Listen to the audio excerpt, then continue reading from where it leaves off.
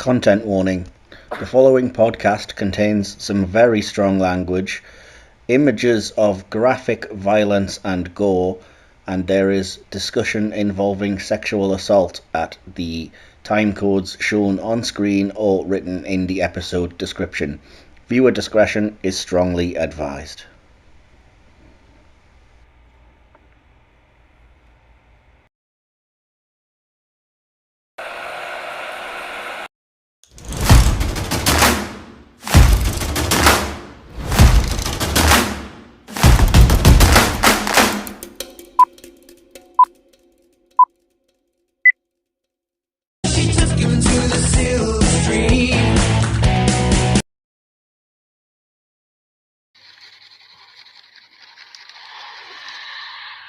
Kunda.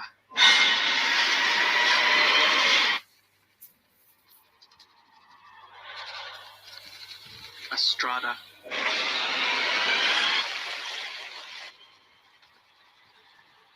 Montose.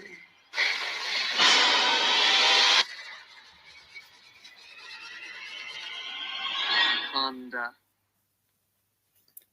Hello there, cultists, and welcome to another episode of the Silver Screen Podcast. And yes, this episode is another look at what some would describe as a cult movie. I'm your host for this episode, DK, and no, I'm not the one currently appearing in cinemas alongside the Mario Brothers.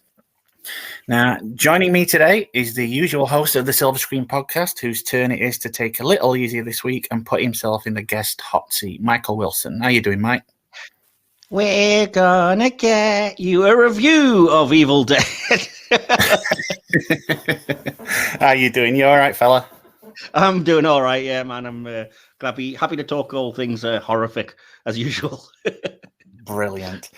Now, also joining us today is, for regular listeners, the now de facto third member of the Silver Screen Triumvirate, Sandy Eavenson. How are you doing, Sandy? I will rip your soul out, Daddy.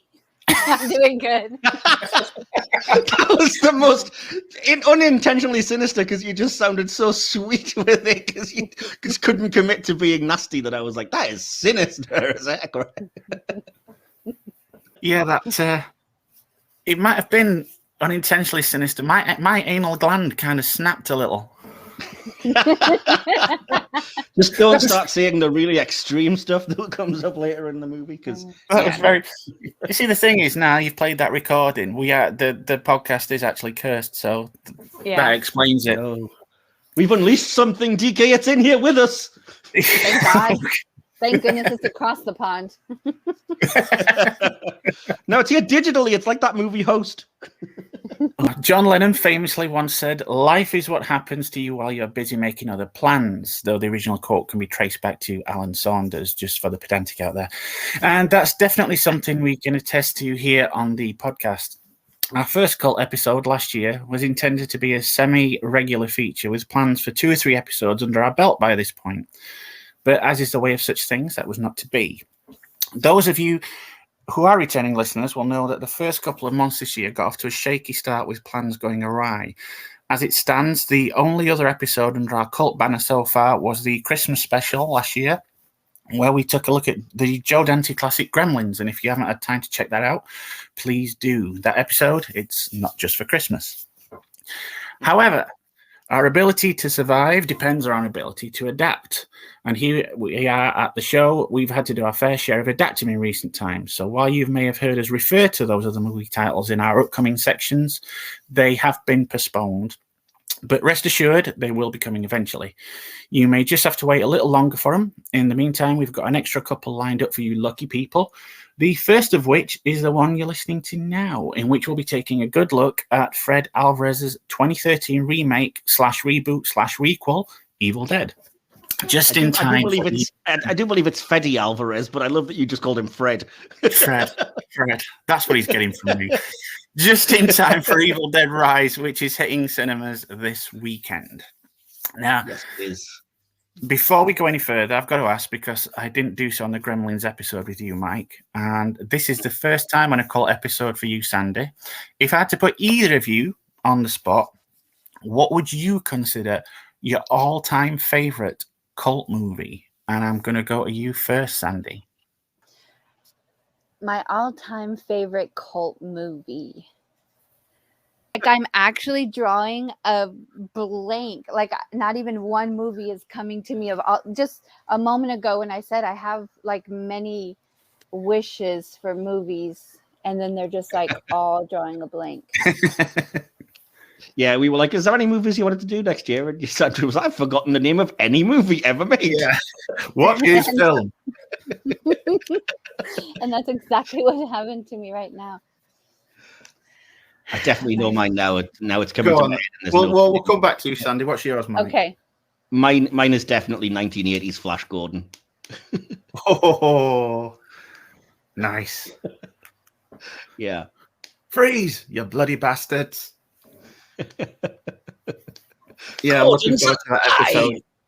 Yeah, I don't know if do you want me to pick something else, because that kind of gives the game away for when we record that episode? No. You know, for you people out there, we do have a Flash Gordon episode coming up later this year, and Mike will be on that, so I am looking forward to that extremely. I should say I wanted to pick one of the Star Trek movies, but I wouldn't necessarily call those cult, and people would just fully expect me to do that. Well, you could if you said, "Oh, I like Star Trek 5." Yeah, no. Okay, then, Sandy, have you managed to scrape up a name? I mean, I guess probably one of the first movies I can remember just being very obsessed with is probably The Lost Boys, I think. Ooh, good one. I haven't even seen that yet, but I know I want to.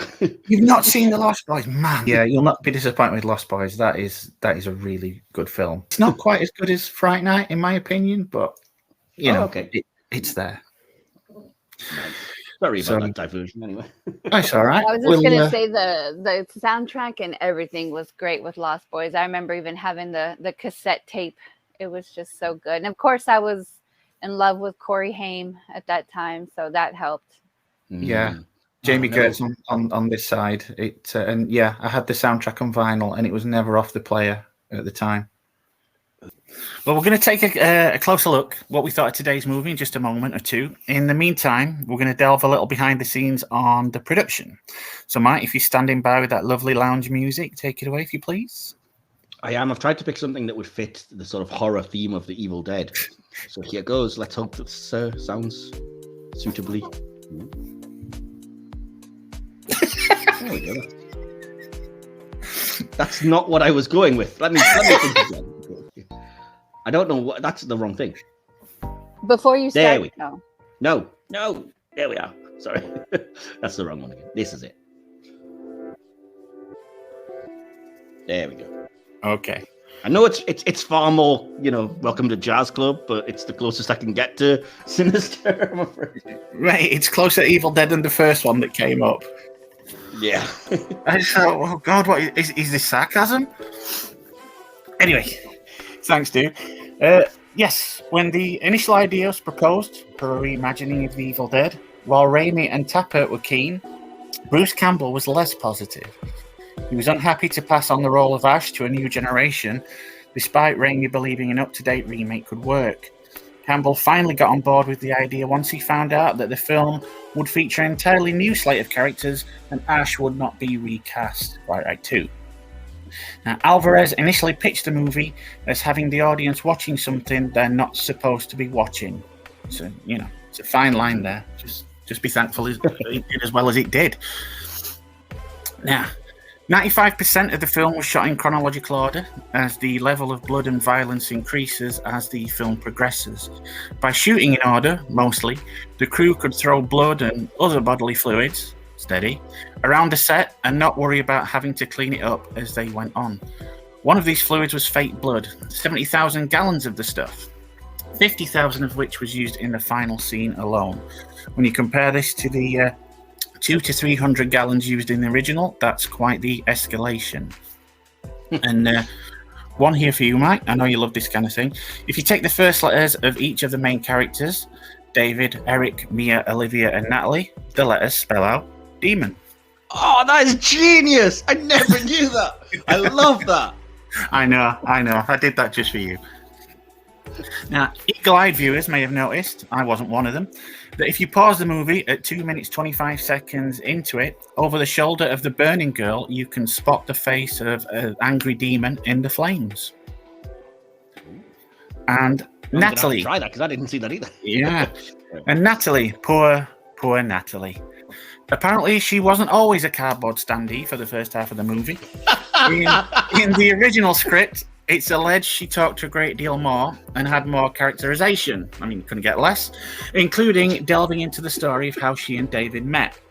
Unfortunately, in the final script, they removed the majority of said dialogue, leaving her to become part of the cabin's furniture during the opening scenes. During most of the movie, let's be fair. Yeah.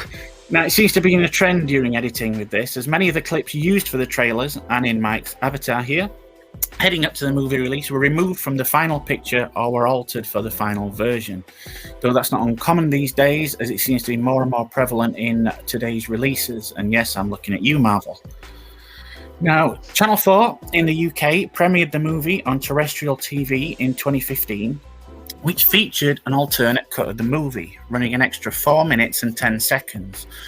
No one knows where this cut came from, as it was pulled soon afterwards, but it's assumed that Studio Canal provided this alternate print in error to the channel.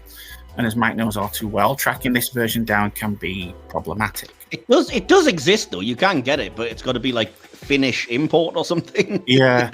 There is another extended cut of the movie, which could be the one that you're talking about, which includes 6 minutes. Which was originally removed to achieve an R rating. This footage was reinstated for the 2018 Blu-ray release. In the original ending to the film, Mia makes it out of the woods and onto the road, where she's rescued by a truck driver, Jack Wally, and his wife. On the way to the hospital, she would have opened her eyes to reveal she was a, in quotes, deadite before the film cut to black. This scene is one of those removed, but apparently it's been restored in the extended cut. Yeah, I have seen that scene. It's not that obvious. It's very ambiguously ended in that it just has Mia open her eyes and then a kind of ominous music sting, but she certainly doesn't look full deadite. It's just, I think it's there if you want to believe, like, it's not over, she's still possessed, but... Yeah, and speaking of endings, originally the plan for the post-credit stinger had Mia meeting Ash from the original movies, thus making it a stealth sequel, like Shyamalan's Split, rather than a continuity reboot. Alas, this never happened, and while, spoilers, Ash does indeed get a post-credits cameo, it doesn't feature in any context of the movie itself. Despite this, Alvarez claims that the movie is a direct relation to the originals. In an interview that took place in 2018, Alvarez stated, "It continues the first one. The coincidences and events between the first film and mine are not coincidences, but more like dark fate created by the evil book. Ash's car is still there, rusting away." The word evil should be associated with dark fate ever since that Terminator movie. So what are your thoughts with regards to that, Mike? Yeah, I've always been kind of back and forth with this. I always saw it as a sequel because of the presence of Ash in the post-credit scene, and because the credits leading up to that plays dialogue from the first Evil Dead. But I've had this conversation with you. I'm an idiot, so I forgot that the name of the book in the first Evil Dead was Naturum Demonto, which is what they use here in the remake. Because I just know it as Necronomicon Ex Mortis, which apparently, as I've read, is something they started calling it in Evil Dead 2 alongside the other name, then retconned from that point onwards. So Army of Darkness, Ash vs. Evil Dead, the video games and everything refer to it as the Necronomicon Ex Mortis, and not the Naturum Demonto, though that is, technically speaking, the original The Evil Dead's correct name. But like I said to you, I don't think you can still claim it's the same book because there's no face on the front of it. It's the most iconic part. Yeah. I mean, some are getting around. I've been, as I was studying this, some are getting around the book issue by stating it enforces the theory that they take place in the same continuity. But because when Ash attempted to burn the Necronomicon in the original, it didn't burn, just like it didn't here, and instead, I don't know, it transformed much like the Darkhold, I guess. And but I think also in the Army of Darkness, there were 3 books. But then he said, well, that book is actually a decoy, but it's like all muddled. But it's the possibility that there's more than one book. Yeah. Yeah, But, I also did a really big deep dive, and this is getting into stupid territory now, but I did look it up because I was like, oh, I was wrong about the name and everything, and so I'll check it out. And it seems like it's kind of the Evil Dead equivalent of Unicron, in that there's a version of the Book of the Dead in every reality, but it's always the same kind of root cause, but not necessarily the same book. So it's like on Earth 20497, the book does this, and on because obviously it has like. It's part of the Marvel Comics universe because of Marvel Zombies versus Army of Darkness and all that. So yeah, it's really weird. It could be a parallel universe. It could be literally just a direct sequel. It could be an alternate sequel to Evil Dead 2, which is within itself sequel and or remake. Who knows? I mean, it's good to think of it, but it does reach a point sometimes where you think you've reached multiverse of madness levels of cope in attempting to explain it away after the fact, if you know what I mean. I mean, quite fitting for a Sam Raimi property, though, right? Yeah. I mean, not to be too pedantic, but with regards to Ash's car, the Oldsmobile seen in the film is not the 1973 Delta 88, aka Raimi's personal car / Ash's, like many fans have stated, but a 1974 Delta 88. According to car enthusiast Jerry Garrett, one excuse is that Raimi could have been using the chassis from the original while filming Oz the Great and Powerful around the same time as this was shooting. So, I mean, you would really have to look to dispute that. But I did think it was the same one. Yeah, I mean, I don't entirely buy it. I mean, it does sound like a callback that Alvarez is attributing too much to make it seem more important than it is. I mean, I could be wrong. But when going back to our recent Prometheus episode, and if you haven't already, check that out.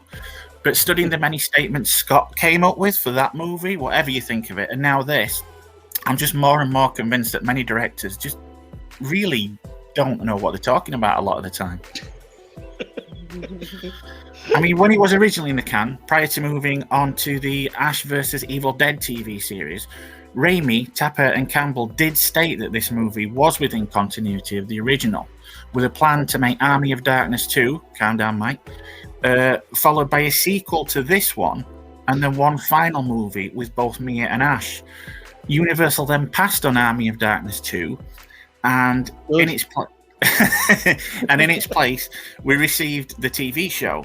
So it's looking that that'll never happen, obviously, especially with the sequel to the 2013 film being shelved, leaving it in a state of limbo. Now, sequel was in development from the time of this release in 2013, but was stuck in development hell for almost a decade. Evil Dead Rise, which has just received its release, is instead a supposed sequel to the original Raimi movies set in the same continuity. That statement in itself seems to suggest that this one is no longer considered as being so, though no cast members, i.e. Ash, are slated to return.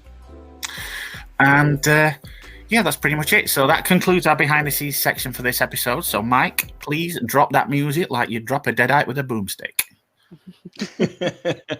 It is gone. It is gone like every one of the sad, pathetic teens in this movie who find themselves just disposable cardboard cutout. Yeah, it was understandable that Natalie would fire a nail gun into herself. I'd mistake her for a plank of wood as well. Yes, she would. I mean, they'll get into it. I mean, with regards to today's movie, I've got to confess that despite being a big fan of the originals, I'd never seen this one, and I only sat down to watch it for this. Mike, you're very familiar with the movie, but what about you, Sandy? Had you seen this before it came up in the schedule? I did. I saw it on purpose before the show came out because I wanted to prepare myself for the show. It was the only movie I was missing. And at that time, I was very disappointed because I was expecting or hoping for the Evil Dead 1, 2, and 3 basically to do what Raimi was doing, but better. And in some ways they did, but it was missing some things, and we'll talk about that. But then I didn't really remember much of it, and I knew I needed to look at it from a fresh, filmmaking perspective. And so it was almost like seeing it with new eyes just this past week. Cool. Well, we'll get specifics in a moment, but bearing in mind it is a remake of, or a continuity reboot of a series of movies that began in the 80s, which themselves are considered classics, not to mention the requel aspect. Do either of you, obviously it leads into it, have any fond memories of the original films? I do. I remember my aunt having it on in the background. Obviously, I was way too young to be watching that. I mean, she didn't know I was watching it, but I think it's just, again, hearkening back to a time in childhood where there's, so much innocence and getting to see something that was that fantastic and kind of getting away with it. That's mostly my memory. I don't remember a whole lot about the movies. Do you think he still holds up? Or do you think a modern day reimagining was, needed? Well, yes and no. I think it still holds up in that I enjoyed it a lot more watching it when I was older, but I thought it was hilarious, which obviously was not the intention of Raimi. But so I in that sense, yeah, a remake was made if it was to hold up as, one of the scariest movies ever made. So in that sense, yes. Yeah. And how about you, Mike? I've got lots of memories with these movies, but I don't want to take up too long. But I will say I used to be a total coward when it came to watching horror movies. So I remember when I started my film studies degree course, it was one of the ones that was talked about a lot in sort of the circles that I found myself hanging out with. And so I was like, I've got to watch it because everybody else has. But as I'm sure will know, DK, it had a reputation because it was one of the original banned video nasties in the UK here. Which made me expect something like really horrendous. So I was like, I steeled myself, and I watched it one night, and much the same as Sandra, I was like, okay, there's particular bad moments, obviously, that I'm sure we'll get into, but it's got a sense of kind of quirkiness and whimsy that it's hard to take, too aggressively, violently scary or anything. Although I do think the original The Evil Dead is still pretty creepy and scary. Although by Evil Dead 2, it just goes full slapstick, but that's fun. I prefer Evil Dead 2 in a way. But yeah, the first Evil Dead I did watch, like I said, and then there was a very weird situation. I was working at a cinema locally, and we had like a horror night for Halloween one night, which was literally through the night. And it was like 4 back-to-back movies starting at like 10 o'clock at night and going till 7 o'clock the next morning, something like that. And I decided to stick around and try to do that. And the first one I was fine with, which was Ring. The second movie was Evil Dead. And naturally, by the time it got to then, I was fast asleep. And I just remember waking up, and in my half-awake state, all I could hear was, Jack of clubs, 4 of hearts, 2 of diamonds. So now that scene is creepy as lip, because as you can imagine, you're in a half-awake haze, having fallen completely asleep against your will, and all you hear is that, and then see that kind of creepy scene of I can't remember who the character is, but with those kind of weird ping pong ball eyes, and like, how can I get you? And I was like, okay, no thanks. I am. Although it was slightly preferable to the fact that I fell asleep after like 20 minutes into the next movie, which was Texas Chainsaw Massacre, and just woke up to half an hour of pure blood-curdling screaming and chainsaw revving, and was like, shut up. But yeah. So yeah, that was my experience with the first one, and then obviously I saw Evil Dead 2 because I'd seen the first one, so I borrowed it from a friend, watched it. I guess I slightly prefer it because it's just fun, and as I've kind of alluded to, hate Army of Darkness because just goes into territory of too stupid for me, unfortunately, which I know is a controversial opinion. A lot of my friends have almost cut ties with me for that, but I just can't get away with Army of Darkness. I think it softens everything in the universe just a bit too much, and it changes from horror to just stupidity, frankly, just full on comedy daftness. So yeah, and I have seen, like you said, this movie a few times. I thought I'd only seen it like once, which was when I first bought the Blu-ray. Then I realized that I'd seen all of the scenes that you mentioned from the extended, or one of the extended cuts, and I was like, oh, I must have caught one of the screenings on Channel 4 because apparently it has aired 2 or 3 times, like extended cuts of the movie, and I do vividly recall seeing like the scene that's on my avatar, which is the remake or the redo of We're Gonna Get You by like Deadite Mia. And I know I saw that alternate ending where she's picked up by the truck. And like I said, it kind of she opens her eyes as she's resting her head and it just goes like deep. Ooh, has it ended really? And yeah, just other things that I think made it gel together a bit better. Nothing that I can specifically put my hand on as such, but put my finger on, I should say. And but I do remember thinking, like, as I rewatched it this time again on the Blu-ray, I was like, that felt weirdly incomplete. And I did look to see if there were deleted scenes or whatever on the Blu-ray, and there aren't. But some of the deleted scenes do come up in the behind-the-scenes sections, including that famous "We're Gonna Get You," which they specifically have Jane Levy talk about doing, even though it's now not in the movie, which is frustrating as heck. Well, I mean, we've seen other horror series remade and updated for modern audiences with varying degrees of success, from Halloween to, Nightmare on Elm Street. How do you think this one stands up alongside those?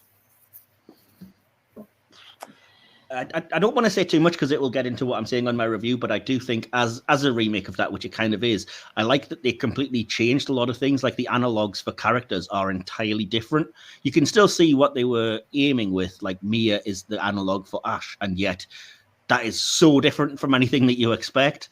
And yeah, just the same with the other characters. They are all more or less the same stereotypes, but they've switched it up enough gender role wise and stuff like that. And I love the new wrinkle of Mia's addiction being there, because it gives you the metaphorical framework for everything. And as I think you mentioned, DK, it makes it a lot less egregious that these idiots don't just immediately leave the cabin at the first sign of trouble. So. Yeah. I mean, that'll take. I mean, we'll get into specifics now, really, and obviously it'll flip back and forth as it does. So, so from that we'll just go into the writing. So, you might as well carry on with that, Mike. What?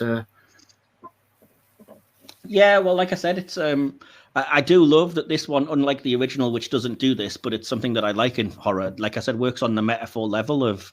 I think I saw an article by one of the horror channels or websites that said Deadites as heroin addiction. This is the metaphor of the movie, and it absolutely is.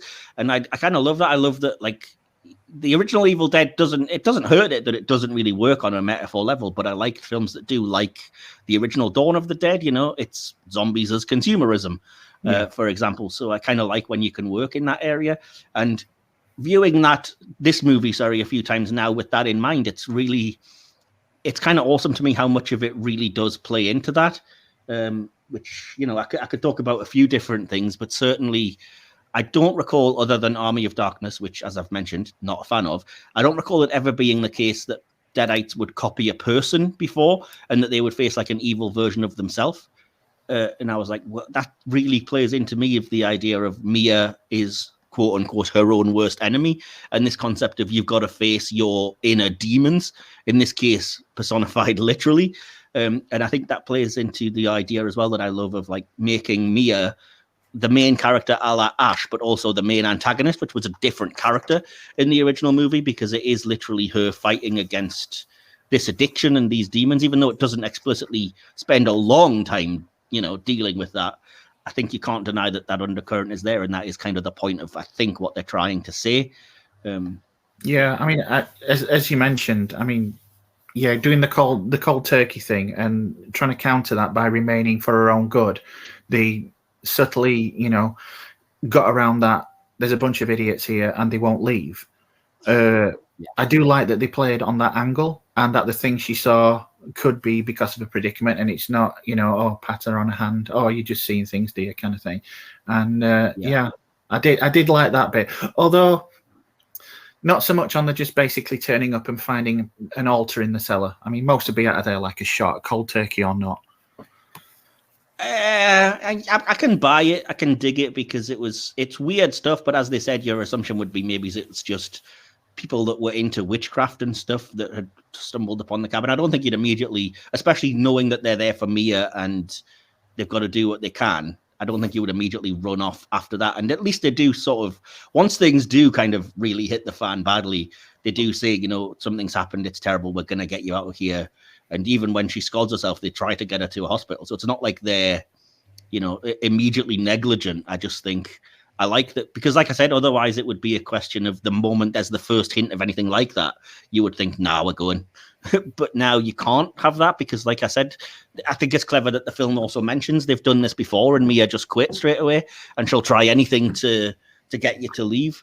So that's why they had, like you said, it's better that that gives them the initial disbelief of like, you're just overly sensitive. We can't smell anything dying, other than, you know, they don't seem stupid or negligent as much when you discover the cellar full of dead animals and you're like, really, guys? Nobody else smelled that? Come on. No, I mean, it's not played by idiocy as much as, you know, as much as other horror movies or other movies in general. Other than one character, which was kind of mentioned off air, which is like, come on, you open a book that consistently has written in what looks like blood. Do not read this. Stop it. He is watching you. Don't read this. And your first thought is, I'm going to rub this to see the unrevealed letters and read them out loud to nobody. Eric, what a prick. I mean, I love books as much as the next person. But if I found a book in a cabin full of dead animals hung from the ceiling, it was wrapped in plastic and barbed fucking wire, that thing would remain wrapped in plastic and barbed wire.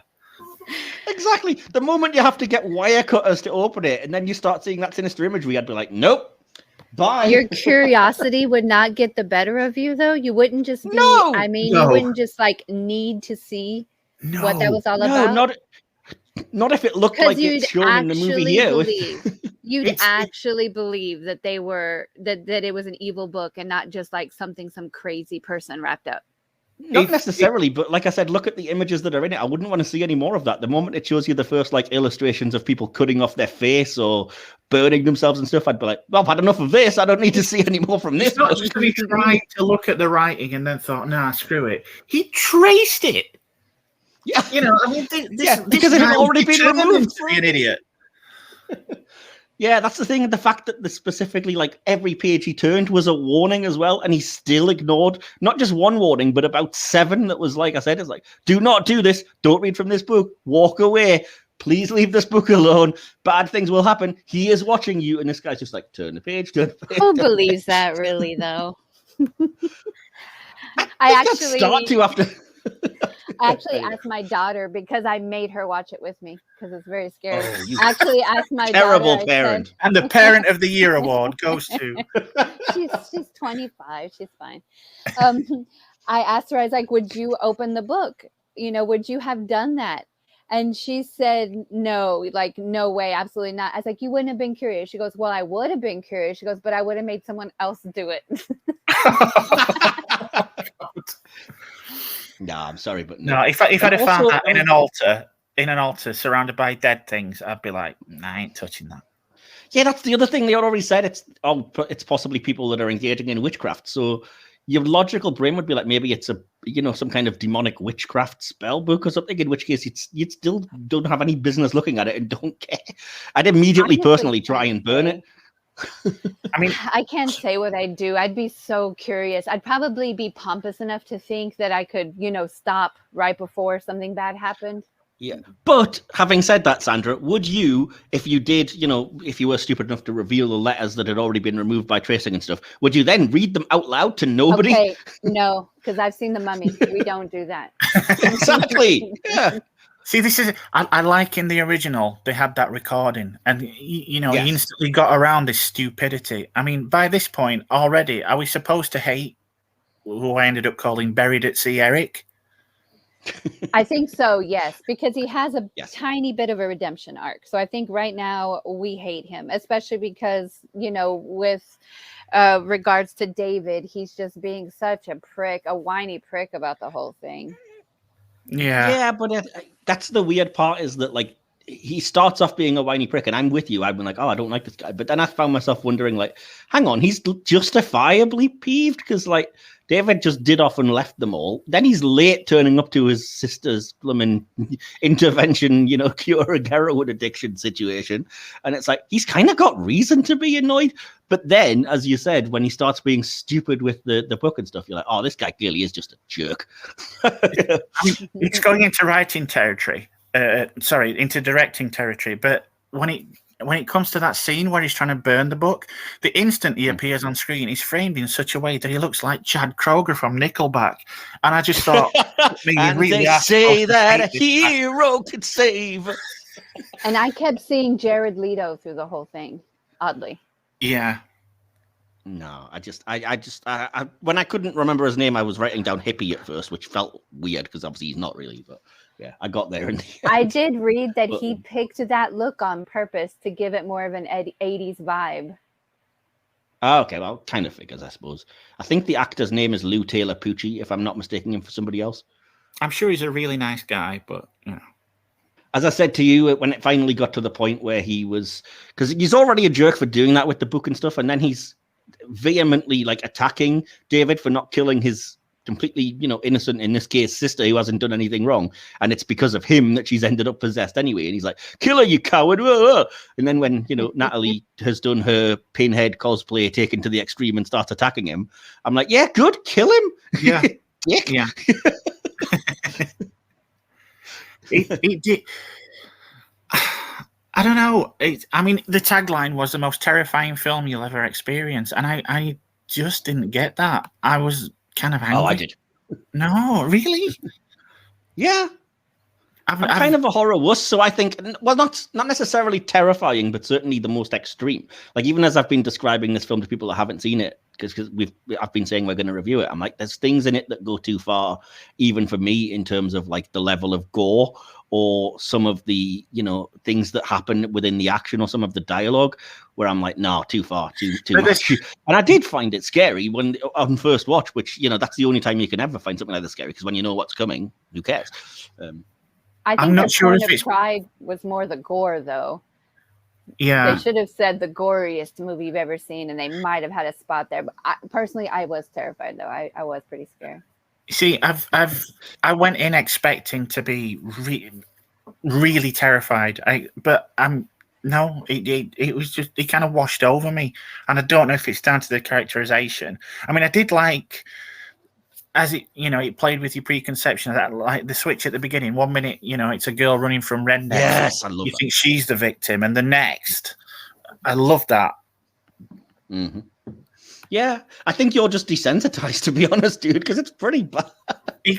I was pondering this earlier. I don't know if it's because A, I kind of grew up on horror, and B, I play a lot of like kind of survival horror games where you're interacting with stuff. Okay. So it's a very passive thing. I'd love to watch a movie and actually be terrified, but so far it's not happened. And I kind of got my hopes up with what you were saying, and then I thought, I'll go and look at some reviews, and everybody's saying, I couldn't sleep at night after watching this, and I kept waiting for that moment that made me think, oh shit, and it never arrived. I mean, to me, it tonally it felt a little inconsistent, as though it didn't exactly know which way it wanted to lean, and as I said, the characterization was a little meh. So I don't know. It's like you resisted a little too much. You had to be along for the ride, let it unsettle you. From that first cut of roast beef, that ugly gray roast beef. Ugh. I will say, I mean, if you're watching this movie in broad daylight, at 2 p.m. on a random weekday or whatever, it's not going to have the same impact as if you put it on 10 o'clock at night in winter when it's pitch dark outside and you're on your own. It's going to naturally be scarier. These things do have an impact to your actual environment and stuff, but I thought it was scary, like I said, the first time I watched it. And because so many of the things in it are unexpected, because it doesn't just copy beat for beat exactly what happens in the original. And so I don't know if I would use the word scary or just shocked, I think, in a lot of the instances, because I was just like, oh, whoa, they're going there, they're doing this and this scene and that. But yeah, I mean, were you not immediately shocked when Olivia, I think her name is, turns around and she's chopped off half of her face? That's freaky, man. I don't know if it's because your mind always makes things out to be worse than it is. It was there. Pretty bad. It was there. I mean, you have certain expectations going into an Evil Dead experience, and yes, it did play with some, but it seemed to stick too close to others, if you know what I mean. But because of that, you ended up looking for signs, and that again, cutting that roast. I can't see myself, a group of early 20-somethings, taking a roast out to the cabin, a pizza maybe, or packed lunches, but a roast. It just felt like it was there for Chekhov's carving knife, or Yeah. you know, and then you saw Oh. Chekhov's Winchester, Chekhov's chainsaw, Chekhov's nail Well, gun. I mean, I thought they were out there to for me, be- and not an episode of the Property Brothers. But it all seemed to signpost where it were going, and that kind of took me out of it a little. To be fair, though, so does the original. I mean, when was the last time you watched The Evil Dead? Because that does exactly the same thing. Like, the chainsaw is shown way before it gets used. I really wanted. It's not that I was resisting. I really wanted to be gripped. I really wanted to be terrified. And I'll refer to my wife. She sat down and watched it with me, and she's got no stomach for horror whatsoever. And when I told her we were watching Evil Dead, she was, oh, fantastic. And then she found out it was the ashless Evil Dead. And she went, oh, well, that's disappointing. And she pretty much sat through it all. And then at the end said, was that it? And she, you know, I mean, this, yeah. I don't know. That's very interesting. Yeah, I enjoyed it for what it was and what it was, I guess, trying to be. And it's a shame because I do like Alvarez's Don't Breathe movies, but I think he's a good director. It just kind of felt more of a passive experience to me, and for the subject matter, mediocre shouldn't come into it, regardless of who you are. I don't think. Yeah, I do think part of it might be, as you've mentioned, and we haven't talked about acting yet because I don't know if you brushed over it or we were going to do it at a different time. Yeah, we were gonna just get into it as it went. Yeah. But I think part of it is that, like you said, the characters in here are certainly, for the majority of the characters, just non-existent, and they're there to be the canvas on which to put the shocks and scares and the victims that, you know, will be the 5 souls that need to be gotten, with the possible exception of obviously Mia, and I would say David does get a fair shake, and Eric, but then that entire character is just dickhead. So and then. Yeah, but it's the same with the others. Like Olivia, her entire character is bitch, and Natalie's entire character is arm candy, who's just going to stand around and be scared. So there's not that much great characterization. I mean, there isn't necessarily that much great characterization in the first The Evil Dead, but there seems like there's more than this, and it does seem like, without wanting to be too offensive to them, that there's not that many great actors in this, with one exception, which is Jane Levy. I think nobody else in here makes any kind of impact besides her. So I kind of was like, oh, okay. I've never heard of any of these actors except Jessica Lucas, because I know Cloverfield and whatnot. Yeah. But it's like, I can kind of see why none of them, with that one exception, went on to any huge, I mean, forgive me if I'm wrong and they have secretly done stuff that's passed me by, but I've never really seen these names come up places, and now I'm kind of like, you can kind of see why. Yeah, I mean, it's serviceable. Don't get me wrong, none of them are bad performers, but it did feel at times like everyone was doing the bare minimum just because that's all they were asked to do. I felt like a couple of them were bad performers, I'll be honest. So, but yeah, I think the girl who plays Natalie, for me, was just, but then again, maybe it's the writing in those cases. Like I said, they're all very one note and one dimensional, and it just feels like it's a bit like that the movie The Cabin in the Woods, when it's like, you're all the stereotypes, you're the slut and you're the dumbass and you're the stoner and whatever. It just feels like they gathered the cast together and were like, Jane Levy, you're Ash, but you're also the head deadite. David, you're the, you know, brother / sister sibling role who's going to try to take care of the situation. Eric, you're just a dumb dickhead who's going to cause all the problems. Natalie, you're there. And Olivia, you are going to be the registered nurse, which we're going to drop in as soon as we can, because otherwise these people are stupid for trying to do this, you know, in an isolated cabin without medical intervention anyway. And you're just there to be a bitch and unreasonable all the whole time. It's interesting that you bring Cabin in the Woods up, because several times throughout while I was watching this movie, I honestly wished I was watching that instead. I can see what you mean. There's more to that, and this is, but I think that's because it's not so much desensitization as that we're used to this genre of film so much that it didn't do anything. I wouldn't say it didn't surprise or shock you in the moments, but it didn't do anything plot-wise that we haven't seen before. But that's the thing. I mean, this came 2 years after Cabin in the Woods. So Yeah. you would have thought that they said, all right, they've done that in a certain way that's drawn at aspects of what makes these films like that. Let's switch it up a bit, but it just seems to be by the numbers for a lot of the time. Yeah, I do like this film a lot, just to say that, but I do think, like I said, part of the issue is that other than the what I call the pre-credit scene, the very intro scenes, this is a film where you're expecting 5 people to carry the entire movie, and like I said, only one of the 5 actually has the chops to do it, unfortunately. Yeah. I mean, you could say it's because, with people like Natalie, I did keep forgetting she was there for the first half of the movie. So when she did appear, I was like, who's that? But it's not entirely her fault because of these alleged cut lines, which if that's the case, if you're going to take it out because you want an R rating, fine, but don't do it to the detriment of your characters, the very few characters that you've got. She just came across like she was there to round out the numbers. Outside of the introduction, then the first time she talks, it's kind of like, well, she's like, see, I told y'all we should have done this. And it was just like very annoyed. It's like, who is she again? Where did she come from? But then her big scene where her cutting off her arm, I actually thought she did pretty good there. Yeah. Yeah. I did like the line, I feel better now. Yes. I love that. Like everything. Yeah, I kind of like that as well, and she did a very good job, but I do think a lot of that is, and I don't know how they did it, so I couldn't take the specifics, but a lot of that is going to be the actual physical act of doing what you were doing and the special effects involved and stuff. There's not a lot of acting. She's going to be cutting something.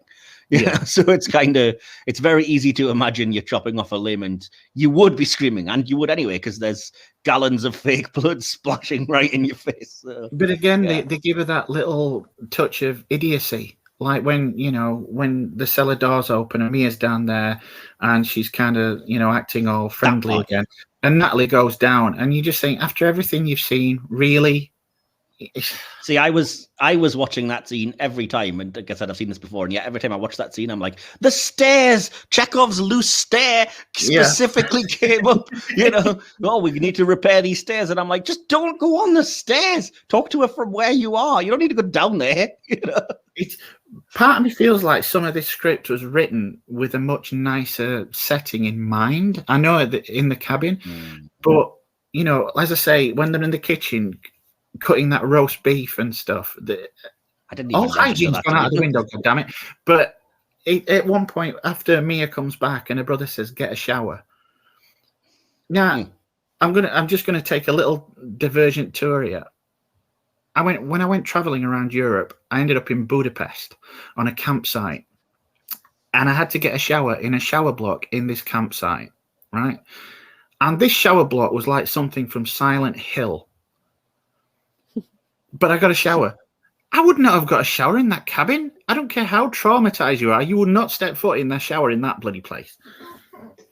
Why not? I don't have an issue with that. And at least it showed you how they were like operating it. Like it showed you the furnace and it was going to extremes as she was like turning the heat up and stuff. But again, it just seemed like a plot contrivance to, say, oh, this is what's going to happen next.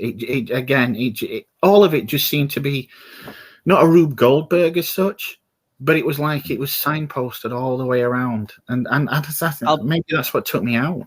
But the movie, I'll be honest, I didn't feel that. Going back to the writing, it did move that fast. The pacing was incredibly fast. I would disagree with that. I think that's why you're seeing a lot of these things as plot contrivances, or what purpose did that show, or what purpose did that scene serve? And it's because it was just one horror scene after another, in my opinion. But I would agree. I would agree with you. Sorry, just to finish my thought. I would agree with you for the most part, but I do think it's noticeable now as I'm rewatching this, just how long Mia is gone from the film. And it's just like, she is the central character. Okay, it's a weird kind of antagonist and protagonist situation. But when she's like in the cellar and it's just after Natalie has kind of attacked them and then she's kind of done that horrible, horrific, oh, why does my face hurt? And she's died. And then I'm like, from this point, it's a long time until you see Mia again. It's when David like goes back to get her. And I'm like, your central character really shouldn't be away from whatever story you're telling for this long. I mean, don't get me wrong. When shortly after the shit hit the fan and Mia started running, and when the figure comes up out of the water, that was a really good, kind of good scare. I like that. Yeah. And then it all just came to kind of slow down quite a lot. Yeah, at that point, I think it did. But I'm with Sandra, with you, that there's a lot of stuff that does seem fast-paced, and a lot of the sort of kills and moments come from the moment, like at least when Olivia starts cutting herself to that point where it slows down, it does seem kind of relentless and one thing after the next, and facial dismemberment, and then this sort of what I'm not supposed to find funny, but do when like Eric slips on the loose cut off skin and whacks himself on the toilet. And, Yeah. that's just that, and then right down to, like you said, Natalie cutting off her hand, which I kind of liked, because I was like, I don't know if I'd have the strength to do that, and I like that she's intelligent enough to know it's kind of like an infection. Also, side note, it was incredibly satisfying when she was squeezing the evil out of that thing. That was like a full-on pimple pop-up video moment. Oh my god, that's so satisfying. It was actually like her will, because she was getting taken over, like her head was doing the whole snap thing, and she was starting to drool, and then she becomes aware all of a sudden. It's like she suppressed what was trying to take her over, and then that's when she knew she had to cut the arm off to stop the spread, as it were. See, I just read that as, like, as they were saying in the dialogue at the time, maybe it's like a virus or something. And obviously it isn't. It's like a demonic possession. And I think it's Eric immediately, oh, what kind of virus is this? It's stupid. But obviously that is what puts the seed in her head of, she bit my hand, it's spreading from there. If I cut off my hand, I will stop the infection. And I was like, oh, that's cool. It's kind of, you would potentially think that is logically what's happening. And if it's taking you over, cut off the arm and you'll feel better. And as you said, that leads to the thing of, oh, I suddenly feel much better now, which, as it turns out, doesn't work anyway, unfortunately. But I was kind of like, at least I can see some common sense from her there to think that and to try. And again, it's an Evil Dead movie. We've seen that done and work when Ash cuts off his hand. So that's another one of the things that kind of got to me. I mean, I like the more subtle references, like the ones in the book itself, the little picture of the hand flipping the bird and the plate showing what is essentially the movie poster for the original. Yeah, I love that. Yeah. I felt like if those had been the only references, I would have enjoyed it more. I didn't need to see somebody cutting off a hand in a kind of flashback to the original movies. I certainly didn't feel the need for her to stick the chainsaw in the end of her hand. It just kind of felt like taking what people turned the best bits from the originals, updating them a little and saying, there you go. I mean, I prefer the scenes where it feels like Alvarez was allowed to be himself and not beholden to what went before. And the irony is that I prefer the scenes where it's more a Raimi movie. I mean, I do like that scene where he's burying Mia and she's got that bag over her head, and yet she's still having that conversation with him. I thought that was a really creepy scene. I did like that. I thought that was really. I could have done with more of that and less of the pandering, as it were. Why do you hate me? You obviously do. You went away. I had to lie to Mom. I had to say you were coming like you promised, and you never turned up. Shut up! Shut up! See, that's great dialogue, though. I love that kind of shit. I'm all for that. Since we were kind of vaguely talking about writing, I kind of like that, and I like that a lot more than the kind of cheap attempt that they did, like I mentioned with Natalie, where I was like, it's kind of horrifying when she turns back to herself, and she's obviously at this point she's missing both arms. She's got a face full of nails, and she's like, why do I hurt? I'm dying. It's horrible. And I'm like, I don't need that. That just feels really cheap and exploitative. Whereas the stuff with Evil Mia trying to play on the character stuff that we know about her and David, I was like, ooh, I like this, because it's kind of it's more imaginative than let me suck your cock. Yeah. Like, oh, fuck off. I mean, I like the fact that you actually saw the demon in this as opposed to the zoom camera.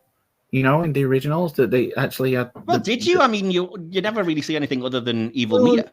Kinda, but it's still more than you kind of had in the first, with the zoom. Yeah, I get it, but I think that plays into, like I said, my sort of whole metaphor thing is that is the face of the evil becomes literally Mia. Like, that is even the abomination that rises after the 5 souls is the evil version of her. Yeah, I'll get into other stuff, I'm sure, later as we start talking, but yeah. Yeah, it's. I've got the MacGyver / A-Team in a barn scene. Let's modify this into a defibrillator. Can I just say this is such a weird nitpick, and I know it is, but considering what he was trying to do, he couldn't think to take the bag off her friggin' head first when he was actually using the defibrillator. I was like, she's still got the bag on her head. Come on. Also, and I didn't mind it as such because it's a chance to see the incredibly attractive face of Jane Levy, but it was very convenient that once she's died, not only does it cure her deadite possession, but all the burns that she she's has a put on herself just makeover. magically go. Yeah. That's some Maybelline stuff going on right there. Going back to it, brings up what while I was doing the research for behind the scenes, what some people have brought up, the 5 people problem. You know how it's supposed to have 5 people to have this demon to rise. Well, 5 souls. It doesn't say 5 souls, yeah. But a lot of people have pointed out that David was never actually possessed when he set fire to the cabin, so there was only 4. Well, that depends. It's in a deleted scene. Oh, okay. I mean, it probably is. I was going to say the extended version does fill in a lot of the gaps and does also make it creepier and keep Mia in the narrative a lot more. So I think the extended version's preferable. But I think you're forgetting the dead dog. Really? It's still technically a soul. Oh, God. Which I didn't even think needed to be in the movie at all. I was actually did not like that part. I didn't think you would, and I kind of get it. And I was like, oh, they kind of killed the dog. And that's another kind of cheap, like, oh, you've went a little bit far moment that I could see a lot of people having an issue with. Which, like I said, the other thing, there's a couple of moments like that I probably should mention. The other one being, like I said, when evil Mia's trying to get to them and she just starts being vulgar. And I'm like, that's just, there's nothing scary or shocking about that. It just made me roll my eyes. You know, the first one being like asking her brother, like, oh, let me suck your cock. And then, you know, oh, your sister's sucking cocks. And then there's something about, like, let me taste your cunt or something, your dirty cunt to Natalie. And I'm like, this is just terrible. This is, you know, the ultimate, oh, I'm just such a hardcore Raj boy type writing a movie type stuff. That's like, this is it draft reminded me of like The out. Exorcist, how she was talking. Yeah, kind of. I mean, since The Exorcist, it's just been done to death. It doesn't add anything to the movie, and I was like, you've gone too far, because now I'm just grossed out, rolling my eyes and thinking, ugh. I think The Exorcist is just like a template for what demon possession looks like. And in that sense, you know, it followed a lot of those same rules. It just seemed daft to me, because the demon had already shown that it's more than willing to do the fake out thing, which, again, is like a staple of the Evil Dead. And it makes more sense that it would try to lure them that way with, like, what's happening? I'm down here and I'm hurting, and what's going on? And you would naturally assume that the person checking on them would be like, ooh, they're cured, they're themselves, what, we've got to go check on them. But then all pretense of that is gone by the time you're like, I'm going to swear. It's like, well, clearly I'm never going to fall for anything you say again now. Yeah, it just felt weird. And the other thing for me that I don't want to lead the conversation for you, but I felt like we should probably have a conversation about the tree scene. I'm keeping away from this. Well, I'm gonna try and be very, very careful if I can. I will say, for whatever reason, I never remembered this as vividly as the tree scene in the original The Evil Dead, which is a scene that I hate, like, with a passion. I just think it's way too exploitive. It doesn't need to be there. It's gross. Even Raimi regrets that. Yeah. Well, you see, that was what I was going to say. Supposedly, Raimi has said, "Oh, I regret that. I wouldn't include it in the movie." But frankly, I would say the gent doth protest too much, because if you really don't want that scene in your movie, there are ways to take it out. If George Lucas can make sure we never see the original cuts of the Star Wars movies, you can remove the horrible tree scene from The Evil Dead, and he clearly has. I mean, if you're a producer on a film and the director says, "I'm going to do this scene," and if you regret the original scene that much, as producer, wouldn't you veto it? Well, exactly. Yeah. Like I said, but even if it was like, we shouldn't have done it and it shouldn't be in the film now, okay, so take it out. It doesn't, for me, really add anything, and it's horrible. It's what got it the kind of video nasty label anyway. But I was like, okay, I get that it's probably the iconic thing that people know from the movie, and so that's why this movie kind of I guess, centered in a way the story on it. But I was kind of trying to think about, like, why would you? And like I said, for whatever reason, it doesn't seem as egregious in this movie as that original one. And I was like, I wonder why that is. Let me try and think about this. And I'm like, perhaps it's because what happens is Mia attacking herself. Like, it's an actual face, and it's portrayed way more as a possession than an attack. Yeah. And I'm like, yes, you could have easily, you could have done it through the mouth or whatever else, which still would have technically been a kind of sexual. So for me, it's kind of like, because it is Mia attacking herself, I get that it feeds a lot more like not to keep droning on film student style about it, but it feeds into the more, you are your own worst enemy, and this is perhaps your, a metaphorical version of your heroin addiction taking over you and getting the best of you. And like I said, the fact that it was that possession, and I didn't think it was as, terrible and what's the word? Like exploitive or whatever was the original scene. Gratuitous, that was the word I was looking for. It wasn't anywhere near as gratuitous as that, because you don't really necessarily see anything other than, she's now got whatever this black vine goo thing is inside of her. That's the literal possession, and we'll move on from there. But and again, it works on other metaphorical levels, because she kind of mentions that she's been attacked in the woods and everything. And because she's such a bitch, Olivia's just like, yeah, she's just saying that, which again is a very uncomfortable analogy to like rape victims that are never believed or whatever, even to the point of like, I pulled thorns out of her wrist. She probably did it to herself. And I'm like, ooh, I don't like you, Olivia. But yeah. Anyway. Moving on from that, I just wanted to at least talk about that and say, like, I don't get why it was in the original film. I kind of get it a bit more here, and for some reason I don't find it as sickening and grotesque as it is in that original. But yeah, maybe you could still do without it, I suppose, or do it differently. Yeah. It's not something that I particularly could have dealt with. It's not. If it had not been there and there was another way of having Mia possessed, I would have preferred it, if I'm being honest. I do think it was very restrained, especially when you look at some of the other moments in the movie. Like, for what it was, it did what it had to do to get you to the next point of the plot. And like I said, it showed quite a lot of restraint not to go overboard with it, I suppose. Yeah.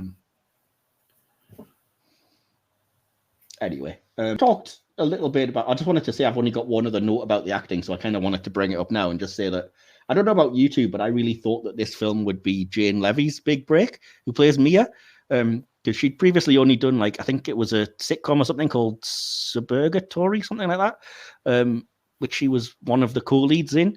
And I thought, like, she's really good in this movie, so hopefully it'll propel her into, like, really major roles, and it just seems like it hasn't, which was a bit of a shame for me, because I was like, she's the only one really for me that holds her own. And it's not just like a, physical attraction type thing or whatever. I think she's really good. But, you feel free to disagree if you guys do. But no, have you seen the Don't Breathe movies? I haven't. They're really good. And is she in those? Like, in both of those. Okay, fair enough. But again, you would think she would have been more of a breakout star than a couple more films by Alvarez.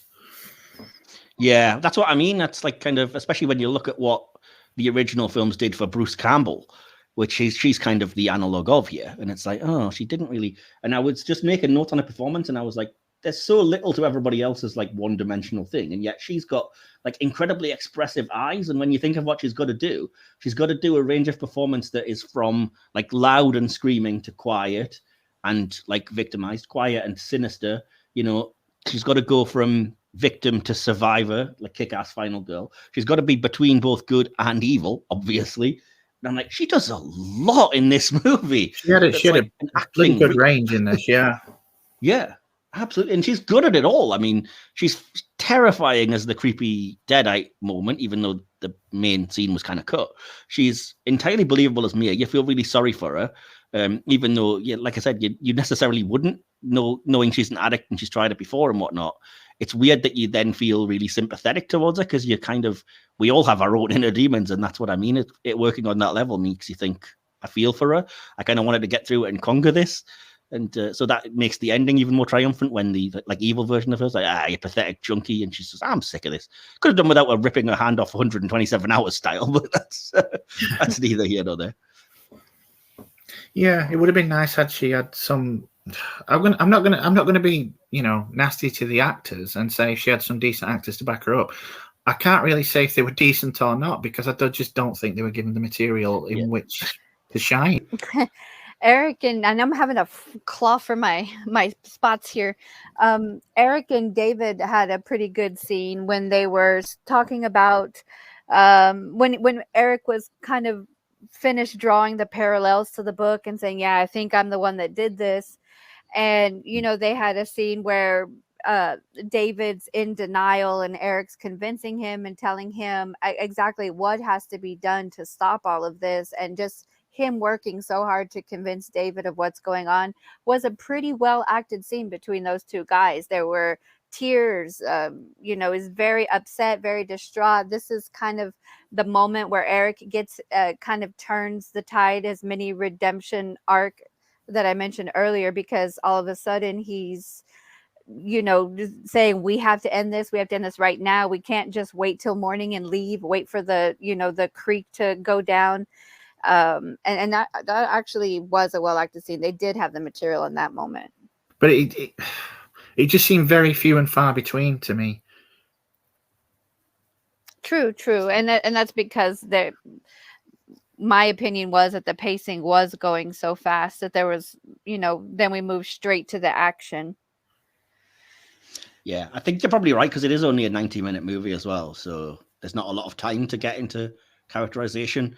But I was going to say, I think Shiloh Fernandez, I think the actor's name is, does a decent job with what he's given and playing off, like I said, the kind of the backstory that he and Mia get, that he'd like left her, dementia-ridden, dying mother and didn't come back, and he wasn't there for his sister until now. So I kind of got that, and I think his performance as that was great, especially, like I said, when she, or the evil version of her, is trying to like play on that insecurity when he's burying her, and he's like, shut up. Yeah. I would like to see the extended version just to see if there's some extra characterization in it and not just extra scenes of gore. There's not really any extra gore that I recall. And it's been a while since I saw it, but I know that I have seen it. And all I can remember is the different ending, a few more scenes of Deadite Mia that keep her kind of in the audience's focus, including the cool scene that should never have been cut, where she's like half opened the cellar door and she's giving it the "we're gonna get you," not another and tapping her fingernails on the wood at the time. And I'm like, it's a shame to lose all of that, especially when, like I said, your film's only 90 minutes. You could have easily, because it's only 6 minutes worth of footage that they lost. It seems weird. Yeah.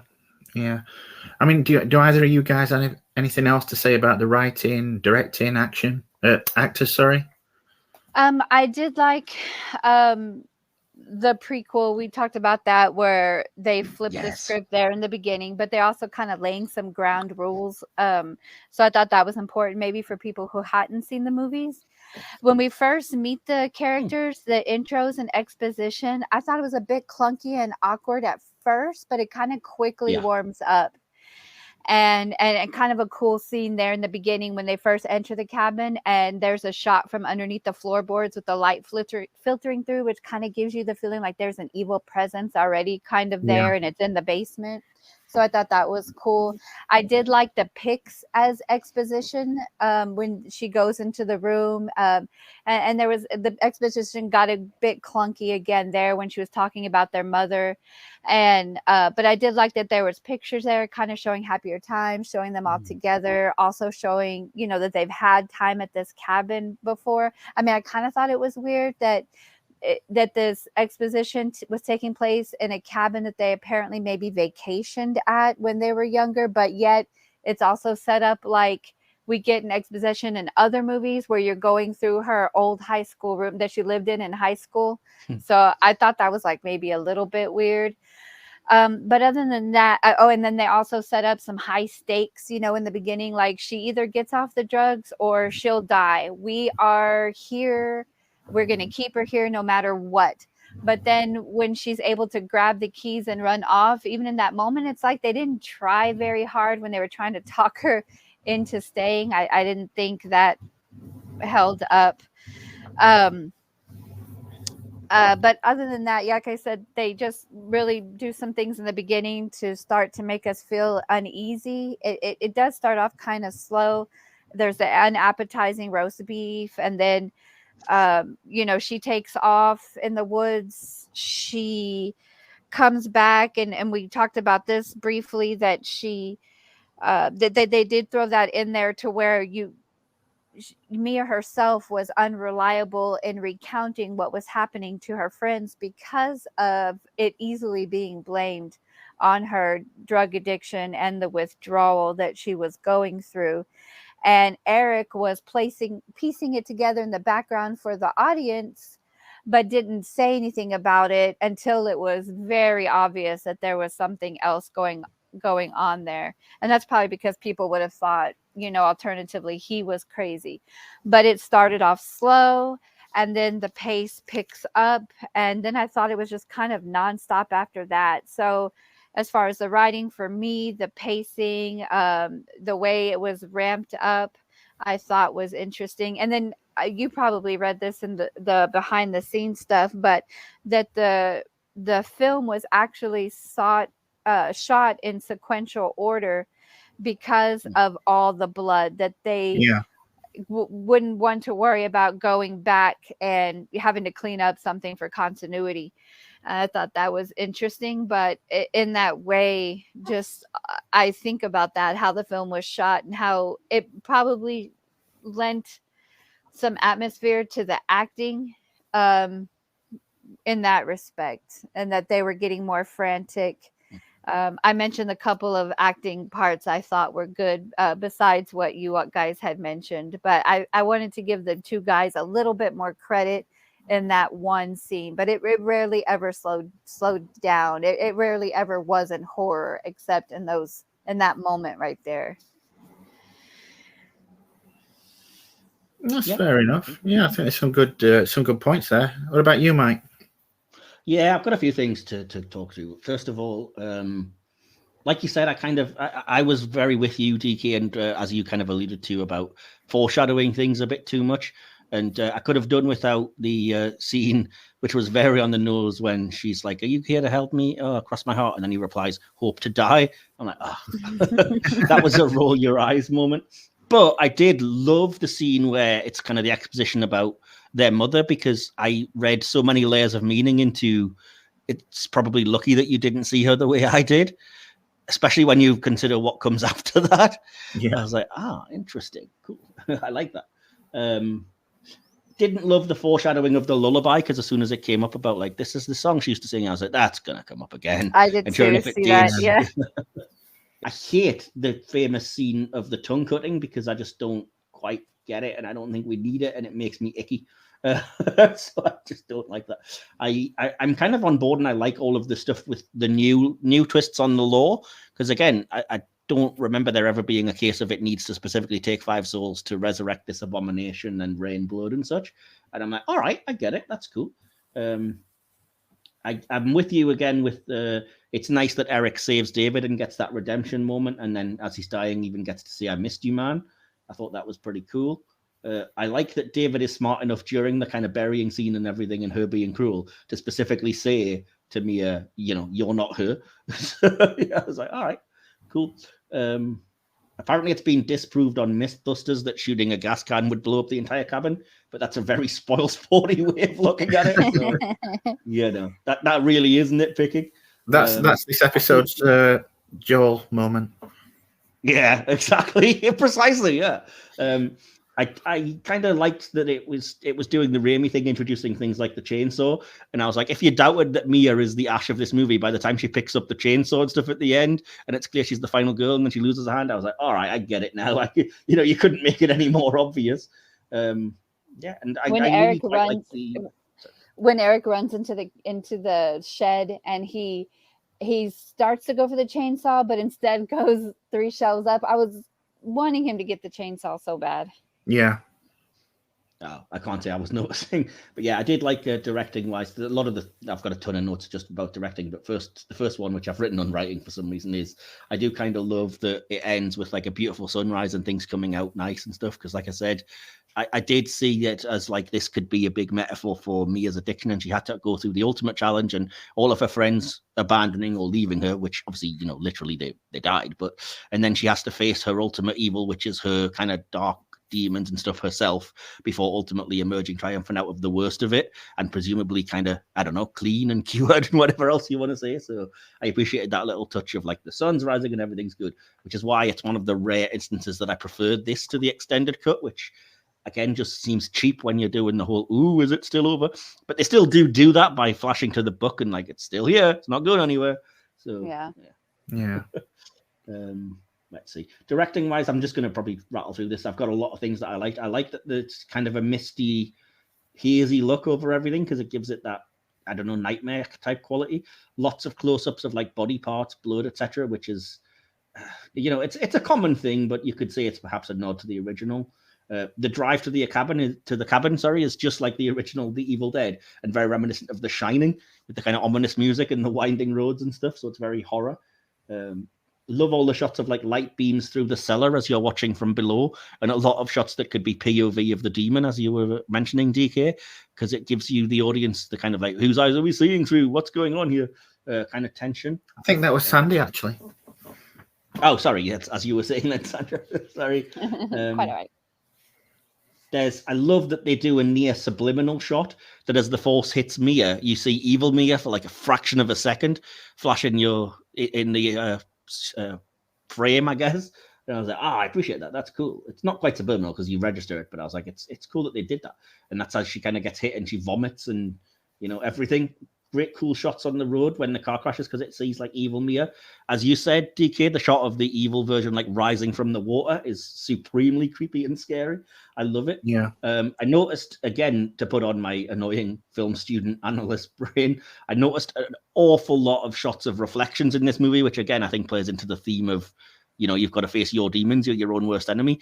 And it was usually as people were getting possessed for the first time or about to be by the Deadites. So if you get a chance to ever rewatch this, take note of exactly how many scenes have characters looking into mirrors. There's at least 10 that I counted where I was like, Not necessarily just mirrors, by the way. One of them is like Mia reflected in the TV as she's coming to attack one of them and stuff. But yeah, people reflected happens a lot. And I was like, this is a movie all about duality and facing yourself. So it seemed like that was the reason for it. Kind of mentioned everything else. An awful lot of shots that I noticed that were very Raimi-esque that I know you didn't like, DK, and I did. So anytime they do the kind of, quick crash zooms, cuts, Dutch angles, quick focuses on stuff, there's tons of moments like that. I'm not going to name every one, but, you know, they are definitely there, and I liked it. And in particular, a couple of the attacks, I think, don't necessarily work because they get jerky to try and ape that Raimi style, and it just makes it look a little bit silly or as if they've not mastered the effects quite. Yeah. But I did, yeah. You see what I mean by that, yeah? Yeah, it's that's the problem. I think this is the main problem I had with it. I mean, I get the feeling that Alvarez had a great time planning it and being allowed to play in the sandbox, but he was very restrained, almost as if trying to stick too close to the original hampered it. And he's a great director in his own right. Yeah, I do think, and perhaps this is me reading too much into it, but I think the moments that it gets the most Alvarez instead of Raimi are when he kind of builds up the slow reveals and the tension, and he's playing with like the light and dark, and he's really like, you know, scraping your nerves, wondering what's going to happen and when it is, because he's really taking his time and being quite restrained. And I would have to watch, you know, the Don't Breathe movies and stuff to know if that is more his style, but it definitely isn't very Sam Raimi, who would just be like, let's hurl 1,000 things at you one after the other. Yeah. So do you guys have anything noticeable with regards to the effects? I do. I like that they one nod to Raimi's original Evil Dead's that they used practical effects and rarely used CGI. I think I read it was just for the fire and for removing the wires. Everything else was practical effects, supposedly. That's cool. Yeah, I didn't know that. So No, the cutting I of the didn't see it. arm must have been a Yeah, it would be kinda prosthetic hard to of some sort. Yeah, cool. Yeah, I've just got that. I think the Deadite makeup here is super effective. I think it's vastly improved from the original, which is just slightly ridiculous and kind of comes off a bit Vastly. Play-Doh. And no claymation in this one. I thought that was Yeah, an exactly. improvement. So Still one hint of plasticine. exactly. But I do think at times that and again, this is going to be the audience are going to be screaming at me for being a wuss or being a prude, but I think it goes too far at times. So, like when the initial girl in the opening scene is burning, didn't need to be saying that quite so vividly. The scenes of the cutting and the maiming and stuff are sometimes, like I said, just too convincing. I get that that's probably the effects doing a very good job, and like kudos, you're doing well. But for me, it's almost off-putting because I'm like, it's almost too real, and my brain knows horror movies aren't, and I don't need convincing that this is happening on that level of realism. And the only other note I have with regards to that is that similarly, it's really freaking horrifying when you see the scalding blisters appearing on Mia after she's like really badly In the burned. shower. Yeah. I don't know if I thought that opening scene with the fire, I actually liked that scene a lot because when the fire starts up, she doesn't scream in horror or anything. Instead, it's the demon saying, "Oh fuck!" That's what happens. Like he didn't. He was getting hurt by it. He was like, "Damn, that hurts," but nothing was really. Yeah. I get that it's more the visuals that bother me than because I love the scene and I love what's happening, but it's more the visuals of it's a bit too realistic. Like I said, of I don't want to feel like I'm watching a real person burning to death. You're the most squeamish horror fan I've ever met, man. I know. I thought I was with all the stuff you say you watch, and I don't watch. I'm very picky about the horror I actually do sit down and watch. It has to have a mythology, which this one does, and why there was some disappointment for me in the movie. But I'm surprised to hear this of you, Michael. I think it kind of comes back to it goes back to what we've talked about, DK, in that I can stomach a lot of kind of extreme violence if it's ridiculous and over the top. So like the Tarantino type, where it's like this is basically a live action cartoon. There's no realism to any of this. But when you start getting into like real life things, like we talked about kind of with John Wick and the guns, and like here with this just hits me as way too real. This could be the reason why I have trouble with it. As I mentioned earlier, when I said to me, it felt tonally all over the place. There's a lot of things in this movie that happen. It's obviously a much more grounded movie than the originals, but some of the things that occur in the movie are so absurd. I just can't help but find humor in that. So when there is no humor within it kind of doesn't work to me. Yeah, I see what you mean, and I kind of agree with you. I think the parts that work for me the best are when it's overly stylized and when it's getting, perhaps people wouldn't like it because it's a bit copying or whatever, but when it gets Raimi-esque because it is so unreal and because it is so daft. So even silly things like, I know you seemed like you didn't like it, but like the slipping on the skin and whacking yourself on the toilet. I love that scene because it's so absurd and ridiculous that you're just like, all right, I can kind of dig this. Kind of, if that's the tone you're going for. Those are the parts I liked the most when it became Raimi-esque, as y'all are saying. Like, yeah, exactly. The moment I liked the most was right before she's about to cut her arm off, and Abomination Mia's peeking out from the cellar, and she says, "Don't do it, bitch! Don't cut it off." That I thought was hilarious. As it's flashing constantly back to her really quickly as well. Yeah, it's awesome. But then, like I said, it does things too far. Like I didn't need the scene of the arm like hanging by one last vein before. I'm like, dude, you just well, that's right. When she says, "I feel better now," and then the arm drops. Hilarious. Yeah. It's just so bad for me. I've only got a little bit on the music and sound. If you'd like me to talk you through. Yeah, go for it, man. I just think the music does something that I kind of hate in horror movies, which is the false jump scare build, as I call it, which is it's constant, and when you notice it, you can't not notice it, and it's a constant like groan-inducing moment when it just goes like, and then you expect something, and it's just like, "Hi, it's me behind you, your friend," and you're like, "Ugh, does anybody fall for this?" some of the soundtrack felt a little too corny, like it was trying to harken back to the franchise roots, but it didn't ever feel to me like it belonged in this movie. It felt like it belonged in something from the 50s a lot of the time. Yeah, music-wise, it felt incredibly generic. Like Fede Alvarez had basically picked, royalty-free horror film music example and just pasted it in. I did like the little touch of the little snippets of dialogue as Deuce Eric's reading the book. I thought that was really good, really well done. Yeah, I don't know if you noticed, but there are scenes as well where, because I love the echo effect they put on the voice, but they actually specifically, especially when she's saying the same lines, they layer in the original The Evil Dead audio as Mia's talking.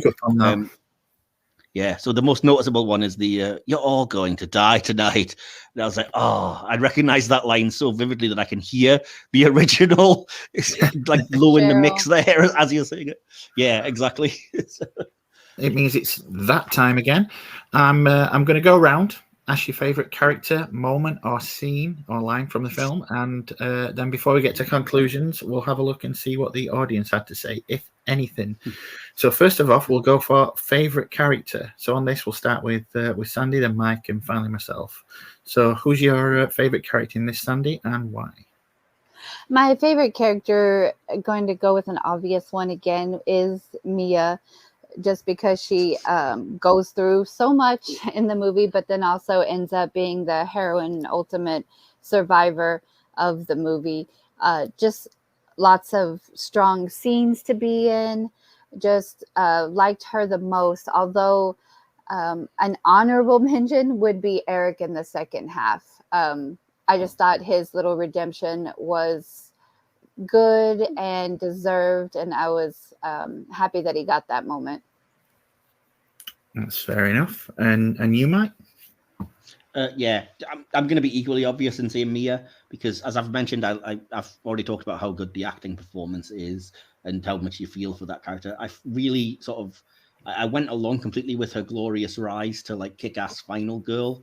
I found her weirdly sympathetic and likable, like I said. And I know there's not that many characters, but the only other character I would even say is warranting consideration personally would be David. But yeah, I went with Mia because it's kind of her movie, ultimately. Yeah, again, I'm going to have to agree. It's pretty much Mia, because other than Mia, they're all pretty forgettable to me. So it's either Mia or that guy in the post-credit scene, whatever his name is. And your favorite scene? What's your favorite scene, Sandy? My favorite scene, it actually was a scene that we've talked about many times, her cutting off her arm there in the kitchen. It was very much reminiscent of the original Evil Dead, although Bruce Campbell takes it a bit slapsticky there. But I liked that homage, and her just kind of catcalling from the cellar. I thought that was funny. I thought that was more of what I was hoping for in this remake. That feel don't think was pervasive through the rest of the movie. I wish it was. And so that was my favorite scene of the movie. Fair enough. And you, Mike? Yeah, I will say I like most of the action scenes, like the attacks and the kills, at least to a point where some of them maybe go a bit far. The thing that I almost considered, like I'd mentioned previously, was the scene where evil Mia attacks David in the cellar, and she goes full on flying at him, probably because it is the most like Sam Raimi style. But what I'll have to give it to is the opening scene, which is kind of horrible for the rest of the movie and says a lot about that. But I do really love that opening scene, the way that it starts just in the middle of action, instantly hooks you. And it's the interesting subversion of like the innocent girl and the people that you feel like is torturing her. And then it completely flips that, as you said, to like, no, she's the demon. Very Buffy the Vampire Slayer's pilot episode type situation. So, yeah. Nice one. I'm going to go with that burying of Mia scene. Speaking to David in the plastic bag, yeah, it was one of the genuinely creepy bits in the movie for me. So yeah, I'm going to go with that one. And favorite line, Sandy? My favorite line, I think, is what came from, just because it made me actually laugh out loud in the movie, was from the same, my favorite scene, when she says, you know, don't do it, you bitch, don't cut it off. And the way she says it, like that's just going to ruin her whole afternoon if she cuts off the arm. Yeah. What about you, Mike? Well, because of my love of the original, well, first of all, my choice would have been the "We're gonna get you, no, time to go to sleep," except it's not in the movie anymore. My choice was almost "You're all going to die tonight," but I was like, that's just the original movie nostalgia, so I'll try and pick one from here. And in the end, it's from the same scene as you, Sandra, but it really made me laugh, and I think it's more the delivery when David's like patching up Natalie and just says like, everything's gonna be okay, you're fine. And Eric just chimes in with, she just cut her fucking arm off. Does that sound fine? Weirdly enough, mine's from that same scene as well, and it's just I feel better now. Fair enough. Okay, so great stuff. So, as I said, before we go to the conclusions, we'll take a look at the audience participation. And as usual, we asked our listeners and those on social media what they thought of the movie. And once again, the responses were a little thin on the ground. So if anybody's out there listening, if you think we missed anything in today's show, it's never too late to join in the discussion. Just hit us up at our links and let us know. As for the responses we did receive, I'm going to pass it over to Mike, and he'll read out the, I think, what, 2 that we did get? We got one from my brother who literally just private messaged me on Facebook and nothing else. Just a few people who are friends on Letterboxd who kind of pointed me to their reviews. So there's not a lot, but I will go through what I've got. And I will start with my brother, who just, very short and sweet, just says, I freaking love the remake of Evil Dead. It's just as good as the original, in my opinion. Your mileage may vary. This is we're going on to Letterboxd now, and this is from my friend John C. He gives the movie 3.5 stars and says, in little bullet points, he's got, when you beat the final level but meet the hidden conditions to unlock the super secret bonus final boss. That's basically the last 10 minutes of the film. The apocalyptic blood rain is still so good. Next, I like this modern take on the franchise. Still manages to maintain the silliness of the originals to a certain degree. And finally, really hope Evil Dead Rise does a good job, although I have doubts. So we shall see. I'm looking forward to seeing it myself. I'm excited for it. I am actually. It'd be interesting to see where they go with it now it's out of the cabin predicament. Yeah, and I really love the look of the trailers. I'm already loving how iconic the line of like, well, mommy's with the maggots now. Like, oh, goes through me, that line. Anyway, this next one is from my mutual friend Mr. Critic on Letterboxd.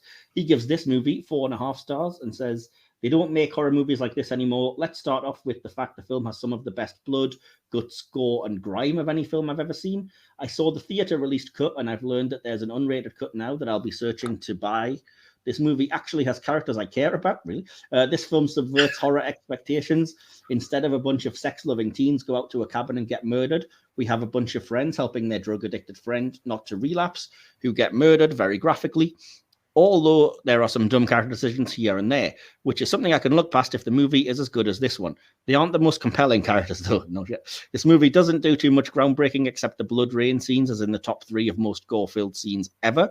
This film has a few groovy callbacks to the original. This may be the best remake I've ever seen. That being said, the characters and script could have done some work, but are better than 90% of modern horror films. Overall, a fun gore-filled ride with great pacing and an okay screenplay. Fair enough. Alec Greer gave the film 3.5 stars and very briefly just says, brutal terror, gory scores, and gleefully bloody violence make this remake worth a watch. Lordly Kicker, my friend on the Letterboxd, is less enthusiastic. He gives the film 1.5 stars and says, wasn't a massive fan of this one compared to the original. Even though the original was goofy in places, this remake was way goofier and even made me laugh, considering the tagline of the movie was the most terrifying film you'll ever experience. It was pretty awful. Despite some cool shots, it just feels generic overall and boring too. Okay. Alex Marzonia, my friend, gives it 4 stars and literally just says good twists on the law. And that's it. That's all we've got for audience feedback this week. Oh, fair enough. So thank you to Mike's brother for taking time out and joining in. Yeah. So please, come on, dudes. If you're out there listening, join in. We really do appreciate it when people join in. It's always nice to hear varied thoughts. So So now it's time to wrap this shit up and give our final thoughts. And as we did with the favourite moment, etc., we'll go around, beginning with Sandy, followed by Mike and myself. So, Sandy, if you could kindly give us your closing thoughts and score out of 5 for Evil Dead 2013. All right. So when I first wanted to see this movie, again, I was really wanting more of the Evil Dead reprise with just a modernized look and feel to it. I was fine with them using, all new characters and kind of changing up the story a bit. So I was initially disappointed when I first saw it, except for a few little scenes where I thought that we got more of the feel from the original movie without it being too over the top silly. I was okay with them leaving out a lot of the slapstick stuff.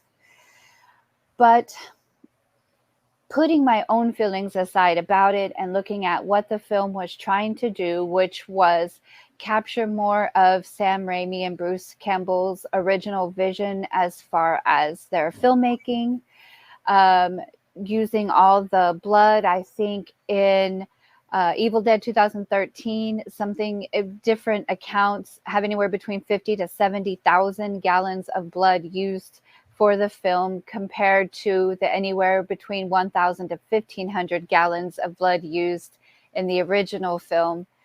I think that they captured that. I think when they using nothing but mostly practical effects, given what they were trying to achieve, I thought they did really well on that. And they did make a scary movie, and the characters weren't horrible. The dialogue wasn't horrible.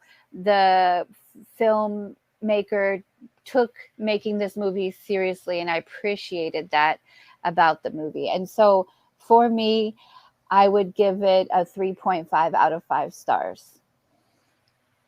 That's cool. And you, Mike? Yeah, well, I haven't seen this film for a while, and in previous viewings, I feel like I was probably a bit more impressed. I do feel like I'm much more sensitive now to the moments that go too far for my taste, as we've kind of talked about. I also see that this does lack some of the charm, originality, and off-kilter feel of the original, but I do also think it does some things better. I applaud the brave decision to have this story work far more on a metaphorical level, and the decision to switch things up, combining the Ash and antagonist roles. I think there's way more emotional impact, and as a result, I connect with the reality a bit more, and therefore feel more stakes and sense of dread. Although some might decry the unoriginality, I actually enjoy all the directorial touches that pay homage to Raimi. I was being generous saying pay homage rather than just rip off. I think there's a story here. There are some great original ideas, concepts, and scenes, and at least one or two great performances. I just wish Alvarez had been a bit more restrained in the gore and over-the-top attempts to shock, because most of his direction is notably great. I also would have liked a bit more characterization, more for everyone to do, and more whimsy. For what it is, though, there's plenty to praise and enjoy here. And I also, funnily enough, gave it 3.5 stars out of 5. Nice one. Right, so I'll read mine. Yeah, when it first came to my attention that they were rebooting Evil Dead, I was less than enthusiastic. Despite not being a die-hard fan of the series, I did love the original movies a great deal, and coming just a couple of years after the Elm Street remake, I was tired of lazy rehashes, so I didn't bother with it. So much so, in fact, that I completely forgot about it and never got around to watching it until this week. However, in direct contrast to having such low expectations, I've heard so many good things about this movie in the several days leading up to viewing, both from friends and strangers, that I went into this experience expecting something phenomenal, something that would be at least unnerving. Several reviews I read said the movie kept them awake at night.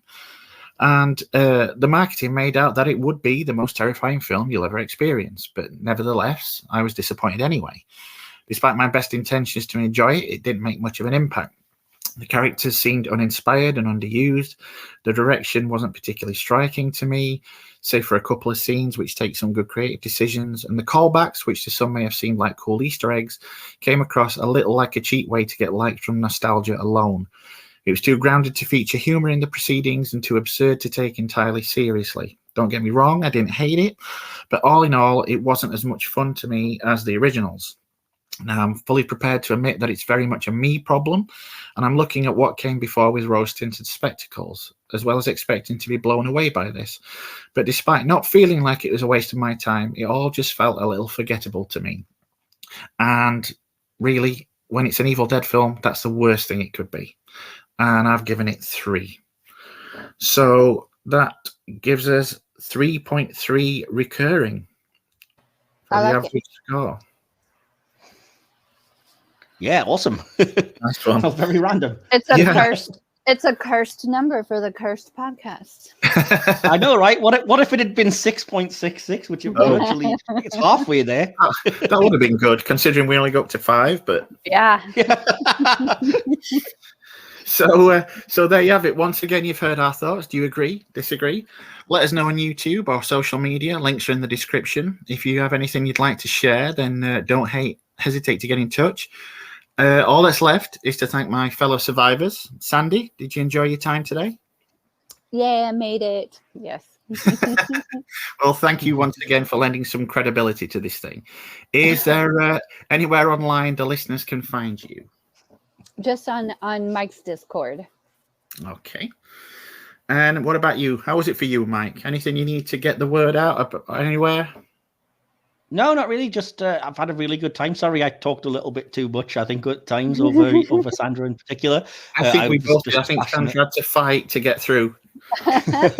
Yeah, I'm just passionate about the movie because I do quite enjoy it, and I do obviously as a film that I own, it is something I enjoyed watching and trying to break down a bit. But no, I enjoyed rewatching it, and I enjoyed doing the podcast, and I thought you've done a fantastic job hosting this week.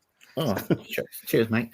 Well, if this episode has whetted your appetite for cult movies or just movies in general, and you're not a regular, then please like and subscribe. Check out our other episodes. In particular, our previous looks at cult movies, The Adventures of Buckaroo Banzai, and Gremlins. Both are still available on YouTube, or if you prefer audio only, wherever you get your podcasts, it will be there. Now, next episode, we'll see Mike returning to the host chair as we take a look at Marvel's Guardians of the Galaxy, just in time for the final volume of James Gunn's trilogy hitting cinemas. We'll then be following that up with a look at James Cameron's 1984 sci-fi classic, The Terminator, and Will will be back on that one joining us, which we're looking forward to. But wait, there's more. If you're still needing your cult fix satiated, we'll be back soon as we take a deep dive into time travel and guys in bunny suits with an episode looking at the classic Donnie Darko. And then shortly after that, Mike and I will be claiming we both have the touch as we take a look at the only Transformers the movie. And yes, folks, it's the good one. We're going to dare to believe. So grab your popcorn and make a date with us. Until then, thank you for joining us. We hope to see you next time. And in the words of a certain 80s action hero, groovy. Yes. Links in description. We'll be back. I'll be back. Groovy.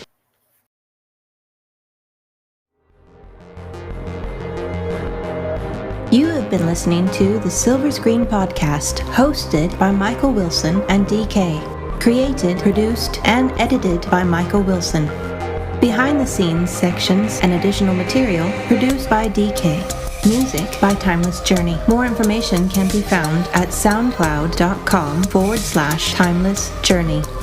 Follow the podcast on Instagram at Silver Screen Podcast, or look for the Silver Screen Podcast under Facebook groups. Links to all our social media accounts and more are in this episode's description. This podcast is available on YouTube or wherever you get your podcasts. Just look for Silver Screen, Hit or Miss Star Trek. This has been a Mike's Podcast production. Copyright 2022.